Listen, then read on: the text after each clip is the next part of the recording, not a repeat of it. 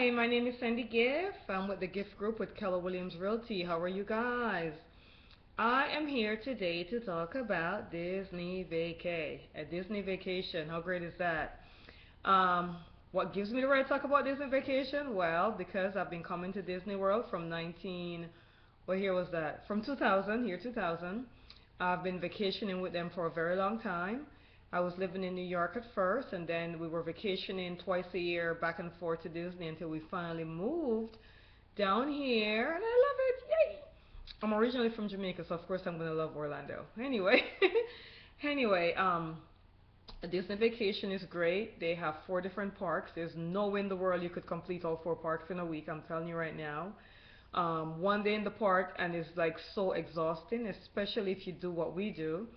When we first started coming to Disney World, we used to open the park and close the park. So we were at the park the minute it was open, and we stayed right through until it was closed. We did every ride, and then we figure out what rides we liked, and then now we just park up the park. Like we'll go to one park for this ride and another park for another ride. But Disney World vacation is awesome. And while you're here doing your Disney World vacation and getting it on, we like to take care of where you're going to stay and what your stay is going to look like. We already know you cannot be in the park 7 days straight if you came down here for a week. If you can do it, I would say go for 2 weeks. And my thing would be do a park, day one, do a park, day two, rest, or go to the beach.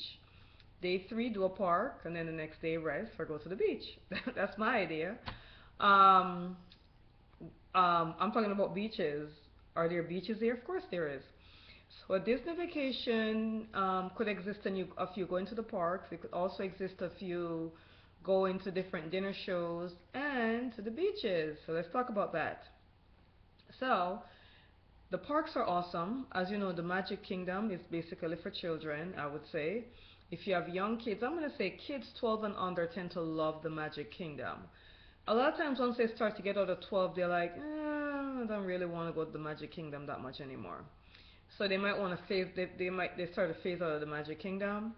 Hollywood Studios, of course, is good for all age group, and for some reason you have to fast pass Toy Mania, and you have to fast pass what's the name of the Rock and Roll roller coaster, because those two are the longest lines. Tower of Terror also have a long line, but it's iffy. But there's no way you're gonna go. You're gonna want to wait for um, Rock and Roll roller coaster or for Toy Mania. I love Toy Mania. It's a fun ride. I have no idea why the lines are always that long in Toy Mania. You definitely want to fast pass that. Disney now have it where you could fast pass the ride even before you get here. Because if you have a Disney app, you go on the Disney app, you tell them when you're going to be here, and once you have tickets for the parks already, you could fast pass the ride even while, 2 days before you even get into Orlando. How cool is that? So you could fast pass the ride, which I would do, for Toy Mania for sure if you're going to do Hollywood Studios. Definitely you want to fast pass Rock and Roll roller coaster. If you love Tower of Terror, I love it, then you want to fast pass that. However, you will not be able to fast pass all three rides at the same time. They won't do it. Disney's smart, so they will allow you to fast pass one main ride and then maybe 2 crazy rides. So you got to figure out which ride do we want to wait on and which ride do we want to fast pass. I would say fast pass Time Mania, and then you could probably wait on Tower of Terror. That's what I would do in the Hollywood Studios. Of course, Hollywood Studios have a bunch of different things. Like they have the car show. If you're into car stunts and stuff like that, that's an awesome way to go. They have the Great American Movie Show, which is awesome. They have what's the other show called? Oh my goodness, I forgot. What is it? What is it? What is it? Harrison Ford. What is it? Oh yeah, they have an Harrison Ford show as well. So and they have many different shows too for smaller kids. Like they have the Little Mermaid Experience. I'm a big Mermaid fan.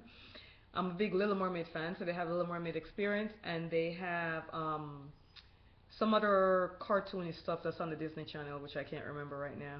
So Hollywood Studios is also great for that. Let's go to Epcot, my favorite. Yay!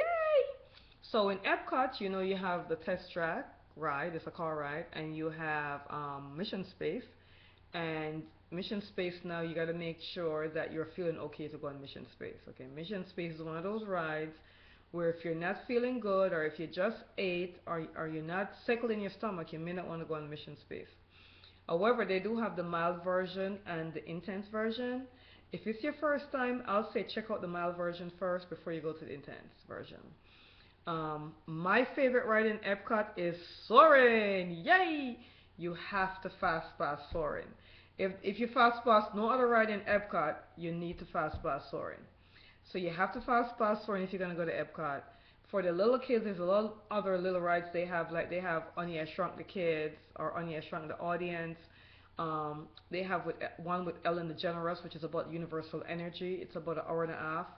It's a pretty good experience, I would say. Epcot also have where you could build your own roller coaster and ride it, and me and my son do that all the time. That's really fun. And of course, Epcot has the World Showcase Center, where you have countries like Canada, England, France, Germany, Norway, Mexico. Pretty sure I'm forgetting something. England. What else? Italy. You have all those countries, and you could go from country to country, and you could see what's in the country. They also have Morocco as well. You could see there's a restaurant for each country. You could eat there. You could have a drink there, and they have different things that they sell that the country is known for. So I like the World Showcase Center. And Epcot also in November has what is called the International Food Week, where I think it normally lasts 2 to 3 weeks, where you could go from country to country and sample different foods for a very low price. So if you're ever in Orlando in November, in the October-November area, and you want to sample some international foods, Epcot International Food Festival is a great way to do that. And of course, there's Animal Kingdom. What do I love at Animal Kingdom? Everest! Yay! There's a big roller coaster in Animal Kingdom. It's called Everest. It is awesome, and I love it. So, now, those are the 4 parks. Magic Kingdom, you need to fast pass Space Mountain. You have to fast pass the Seven Dwarfs Mine Train ride if you're good with that, if you like the Mine Train ride stuff.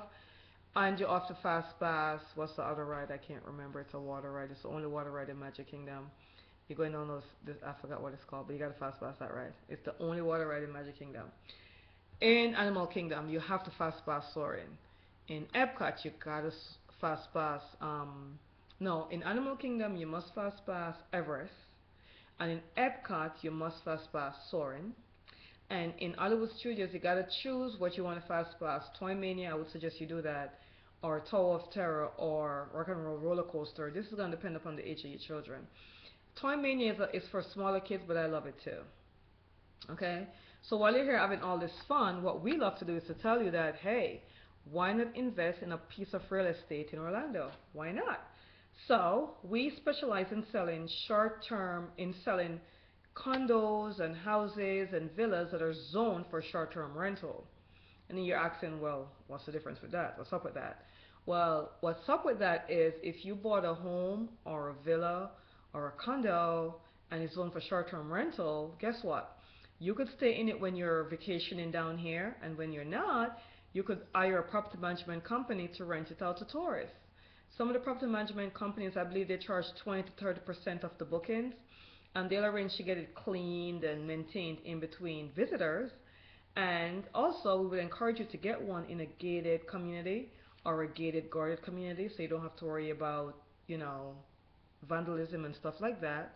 Not that there's any vandalism that goes on, but it might make you feel a little bit better if you're in a gated community.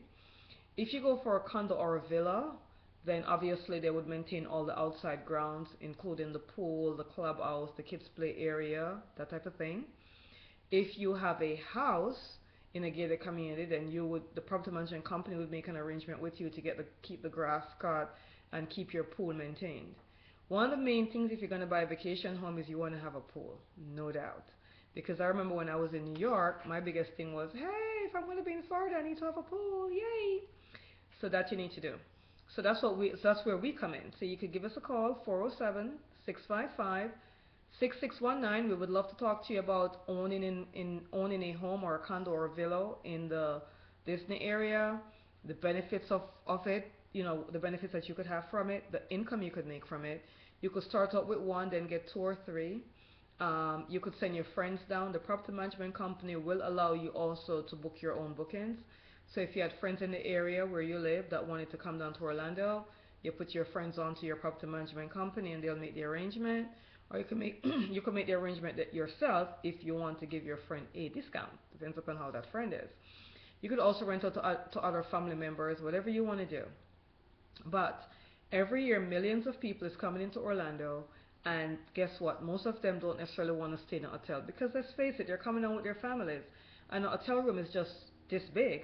But if you have a condo or a villa or a townhome or a house, then you could go to Walmart or Publix and get your grocery, and you just live as if you're home away from home. And when you're not here, you could rent it out to other tourists who could do the same. And we have people coming from all over the world. So don't judge it just based on the US at all. We have people from all over: Saudi Arabia, Morocco, Europe, Dubai, Qatar, all over Egypt. I've met people from so many places. I can't remember some of the countries right now, but from so many different places that come here to vacation. And when they vacation, they obviously want to vacation in style. So if you have a home or a condo or a villa and you want to rent it to them, awesome! So we help you to purchase a property that will be zoned for short-term rental so you could stay in it and you could also rent it to other tourists. So give us a call, okay? The number should be somewhere.